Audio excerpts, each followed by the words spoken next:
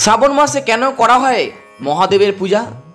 কোন ফুল দান করলে মহাদেব হয়ে যান অতি ক্রুদ্ধ? জানেন কি আপনারা? চলুন বন্ধুগণ, তাহলে জেনে নেওয়া যাক। সংসারে সকলের ভালোর জন্যে এবং সুখ শান্তির জন্যে কত কিছুই না করি আমরা। যারা ঈশ্বরে বিশ্বাসী তারা পূজা অর্চনা করেন। কথায় আছে, ভগবানকে ভক্তি ভরে মন থেকে ডাকলে তিনি তার ভক্তের কথা ঠিক শোনেন। তাহলে কেন শুধু শ্রাবণ মাসেই শিবের বিশেষ আরাধনা করা হয়? বিশ্বাস এই, পার্বতীর সঙ্গে শিব তার শ্বশুরবাড়িতে বাস করেন ঠিক শ্রাবণ মাসে। কেন থাকেন তারও কারণ আছে। শিব রাজা দক্ষের কাছে কথা দিয়েছিলেন তিনি এই শ্রাবণ মাসভর তাঁর বাড়িতে থাকবেন। যেখানে শিবের এই নিবাস পর্ব চলবে সেটিই পরে বিখ্যাত দক্ষেশ্বর মহাদেব হিসেবে খ্যাত হয়। এই মন্দির এখন হরিদ্বারের কনখলে। সেই মতোই শিবকে মাসভর ভক্তরা বড় আপন করে কাছে পান এবং তাই তার পূজা পর্ব চলে সারা মাস জুড়ে। আর অন্য একটি কারণ হলো, পুরাণ মতে এই শ্রাবণ মাসেই সমুদ্র মন্থনের সময় যে বিষ উঠেছিল সেই বিষ পান করেছিলেন স্বয়ং মহাদেব। বিষ পানের ফলে তার সারা শরীর নীল হয়ে যায়। দেবী দুর্গা তার স্তনদুগ্ধ দ্বারা শিবের সেই বিষও নিবারণ করেছিলেন। তাই সেই থেকে প্রথা চলছে শ্রাবণ মাসে বাবার মাথায় জল ও দুধ ঢেলে পূজা করা হয়। প্রতিদিন 21টি বেলপাতায় চন্দন মাখিয়ে ওম নমঃ শিবায় লিখে শিবলিঙ্গে অর্পণ করলে বিশেষ ফল পাওয়া যায়। রোজ সকালে স্নানের পর শিব মন্দিরে গিয়ে শিবের জল অভিষেক সম্পন্ন করতে হয়। অর্পণ করতে হয় কালো তিল।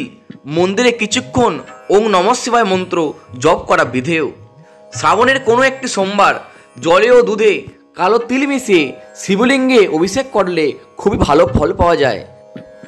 বিবাহে বাধা এলে শ্রাবণ মাসে রোজ শিবলিঙ্গে জাফরান মিশ্রিত দুধ অর্পণ করা বিধি।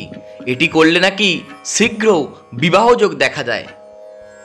শ্রাবণ মাসে ফুল অর্পণ করারও বিশেষ গুরুত্ব রয়েছে। বেলপাতা ও ধুতুরা শিবের প্রিয়। বেলপাতা অর্পণ করলেই শিব পূজা সম্পূর্ণ সফল হয়, কিন্তু কেতকী ও কেওড়া ফুল শিব আরাধনায় নিষিদ্ধ। এই ফুল অর্পণ করলে শিব হয়ে যান খুবই ক্রুদ্ধ। তাহলে জেনে নি বন্ধুগণ, কোন পুষ্প অর্পণ করলে কোন মনস্কামনা বাবা মহাদেব পূরণ করে দেয়। শিবকে বেলফুল অর্পণ করলে সুশীল ও সুন্দর স্ত্রী পাওয়া যায়।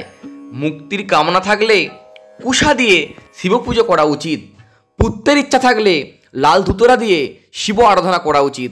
যশ প্রাপ্তির জন্য অগস্ত্য ফুল শিব পূজা করা উচিত। লাল ও সাদা আকন্দ, আপাং এবং শ্বেতকমলের ফুল মহাদেব প্রসন্ন হয়ে ভোগ ও মোক্ষ দান করেন।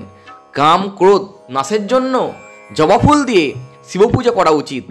রোগ নাশের জন্য কোণের ফুল অর্পণ করা উচিত।